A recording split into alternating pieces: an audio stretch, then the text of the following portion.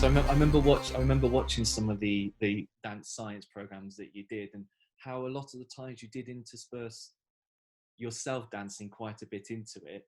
Yeah. And even just watching you now, I remember watching those programs now. As dancers, we just can't stop moving. We end up speaking a lot with our bodies. Yeah. And it just makes you think of how body language is so important when you're presenting. No, I think that's right. And we did do the third program was about how audiences read movement. Yeah. So we were looking at what parts of your brain are involved when you interpret movement, how we deal with symmetry. If we see something symmetrical, how we respond to it, how we read, yes, what we would call body language, but how we read meaning into movement. So, how, if I'm doing this, you kind of know that I'm sad, right? Well, how do you know that? It's because you do that when you're sad. So we have this kind of empathy, and that our neurons fire in a similar way when we see somebody do something. So yeah, that was a really fascinating kind of aspect of it. Yeah, I particularly remember one bit about spotting, and you were sat in a chair, and you were just going round and round and round and round. That was brilliant. I learned so much doing that, because we all know that when you spot it, it's so that you don't get dizzy.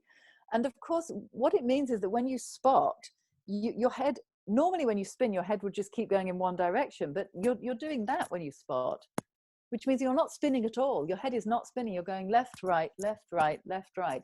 So the fluid in your ear doesn't build up into a whirly pool. Mm-hmm. And I thought, God, why had I never worked that out? That, you are literally going left, right, left, right, left, right, left, right, left, right, which is what stops you getting dizzy. That was fascinating. Yeah, and I think it's fascinating. It's amazing how dance and science have come together so much more. I mean, we just recently spoke to Caroline Miller when she was being part of that fantastic project of the dance, science and medicine. Yes. And the amazing work that Wayne McGregor does when he works with scientists, and as choreographers are now pushing dancers even more, just this need for us to have to understand our bodies more is so yeah. And I think there's some really, I mean, it's been heartening when I think about my trajectory with the Royal Ballet. When I joined the Royal Ballet, we had a part-time physio, for sort of 90 dancers. And by the time I left, we certainly had a team of, 2 or 3. Now they have a fully functioning body of experts and a research partnership, to explore some of the interventions and the best ways to develop fitness to deal with injury. As I know, Birmingham Royal Ballet, have a long-standing partnership too.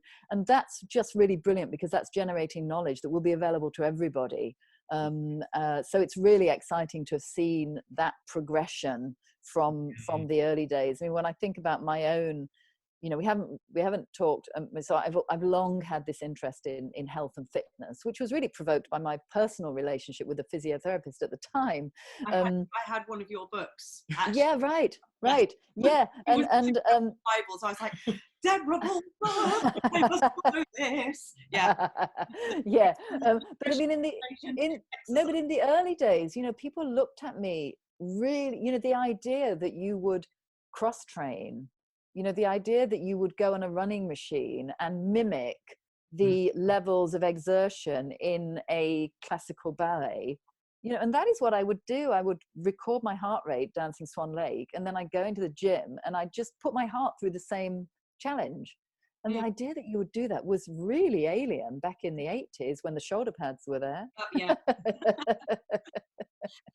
No, but you're absolutely right. Knowledge of the body and how the body works. Well, we all know knowledge is power. And I think that the combination of science and art, that's where we find our power. I mean, back many years ago, I read sports and exercise science at university, and I can honestly say it has informed me as a dancer just as much as my dance education and my artistic education. So, but speaking of university, you now work at King's College London.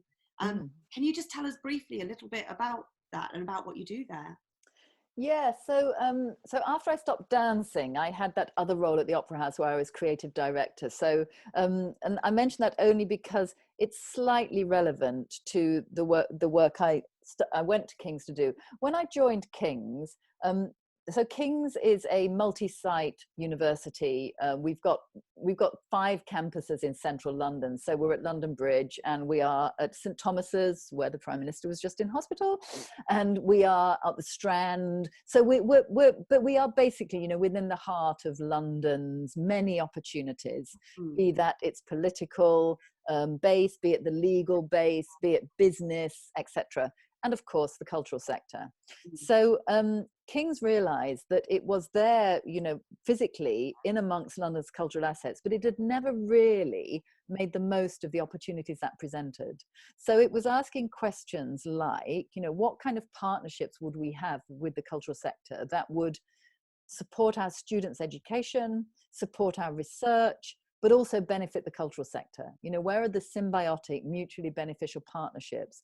So I joined King's to really lead the development of a strategy to do that, and to think about, you know, when you're educating a student in any discipline, they are going to need to be able to think flexibly. They're going to need to be creative in every, you know, in scientists, they need to be creative as much as anything else. They're going to need to be able to develop networks. You know, they're going to need confidence, they're going to need discipline. And we know that you could develop a lot of those through participation and working, you know, within arts organizations. So we started to look at what those possibilities are. We started to look at what kind of knowledge does the cultural sector need? What does it need in terms of understanding artificial intelligence? What does it need in terms of the audiences of the future, in terms of digital marketing, in terms, you know, in terms of business models, in terms of dealing with intellectual property? And of course, King's researchers are looking at many of those questions. So what are the partnerships there? So really it was about asking the question, how can we make the most of London's cultural sector and ensure we give what we can to London's cultural sector? So that's the job that I went to King's to do. And I still have the responsibility for that, but I've also taken on another job now, which is thinking more broadly about London as a whole and what opportunities it presents for our students and our academics, and what is our responsibility as a university in terms of supporting London and London's communities. And of course, that becomes a very live conversation now, as you see, you know, university support for not just for the efforts to look at vaccines and ways to deal with COVID-19, but also what are the very real needs of our communities who are struggling and suffering. You know, how can we support them? So we talk about what is the civic function of a university, you know, beyond its responsibility to provide education and research. And that's the questions I'm thinking about. And I find that, you know, really exciting to think, you know, what does the university give to the locality around it? No, very exciting and very interesting and important as well. So that was quite, you know, a deep question there, and now we've got completely the opposite. It's time, that's right, it is time for the world famous quick fire question round. We've been waiting for it. So we've sort of been having this bit of a challenge with the people we've been interviewing to say, this is a quick fire round, you've got to answer quickly, and they all say, oh yeah, we'll do it quickly. And so far every single person has got to at least one question where they've gone, ooh. Yeah.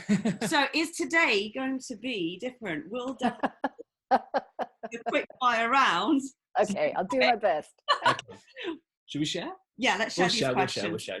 Okay, first one. Favorite hobby to do alone? Piano playing. Okay. What annoys you the most? People not doing what they said they would do. Good. Yeah. I like that one. What would be the best thing about not having a sense of smell?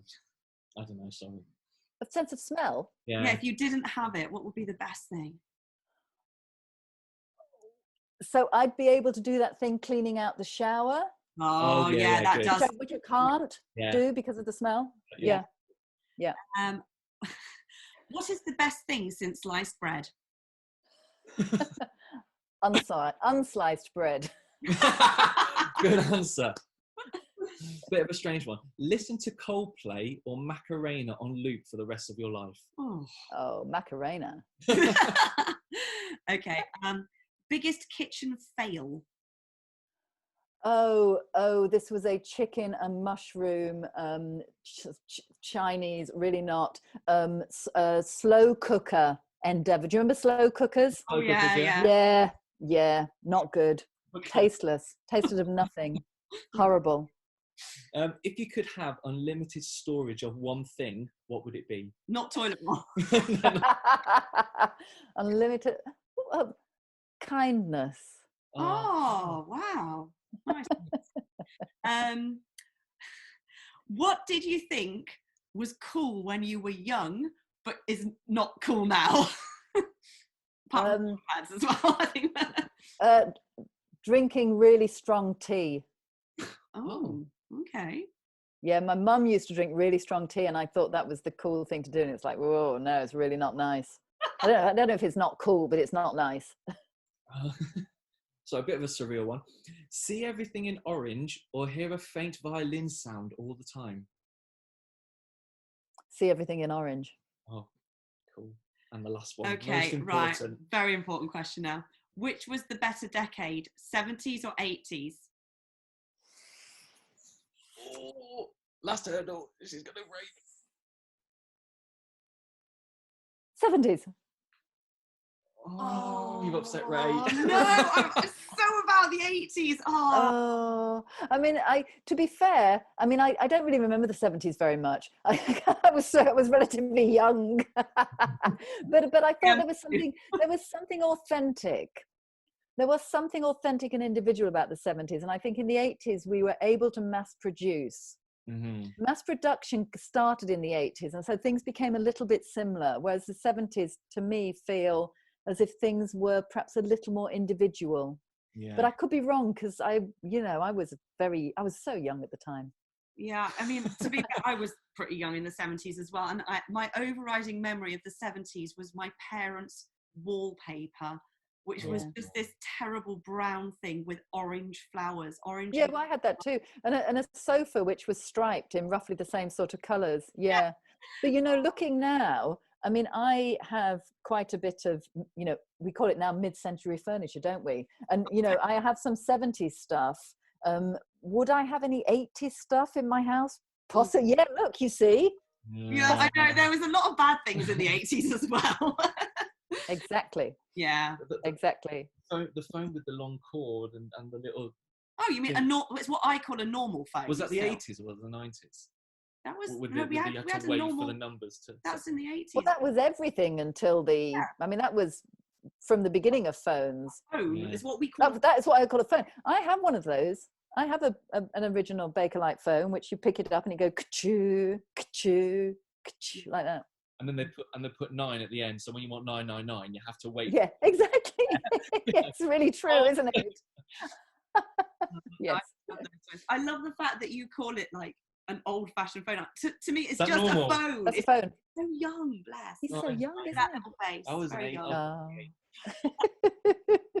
Well, thank you so much for your time today, Deborah. It's been a pleasure. Fascinating talking to you, and we really appreciate you giving us and all of our viewers your time and an insight into your amazing career. So thank you so much. And we're going to have to say goodbye now to all of you guys out there, our lovely viewers. Thank you so much for joining us again for this interview, and we hope you've enjoyed listening to it. Keep safe, everybody. Keep smiling, keep dancing. Loads and loads of love to you. And so we're going to say goodbye now to you, and also again thank you to Deborah. So a goodbye. Thank you so much.